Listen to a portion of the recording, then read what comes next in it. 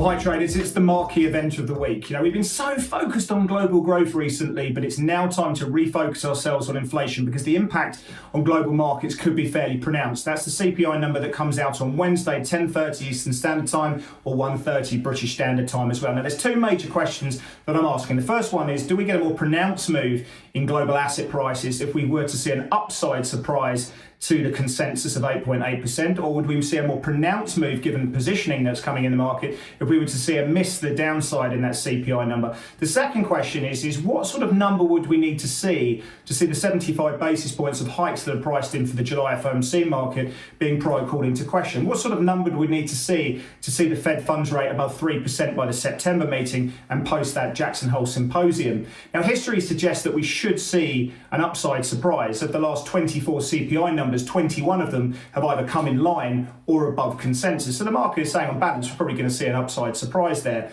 Now, if you have a look at the distribution of expectations from economists, they are quite widely split. We've got one calling for 8.1% and then most of them sort of around that 8.8%. Now, the playbook for me is we probably wouldn't see too much of a market. The market wouldn't really know what to do with a number that's say 8.7, 8.8, maybe even 8.9%. It has to come from the extremities. Now, if we were to see above 9% or 9% or above, certainly the dollar would rally strongly. I think if it's finding enough friends that it is. We'd see a decent sell-off in rates. Gold would come under pressure. Crypto would as well. We'd probably see the Nasdaq down about 3% or so.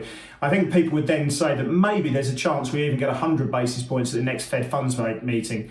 If we would see a number below 8.5%, certainly below going into the low 8%, that 75 basis points would be called into question. The dollar would come under pressure as that long positioning would come out the market. The Nasdaq would probably rally well over 3% in that situation, and gold prices would rally as well. So I think it's going to be an interesting one. You've got to look at the extremities of this. I think above 9% or below 8.5% is where we see the big moves in markets. So it's time to put it back on your radar and trade it with Pepperstone.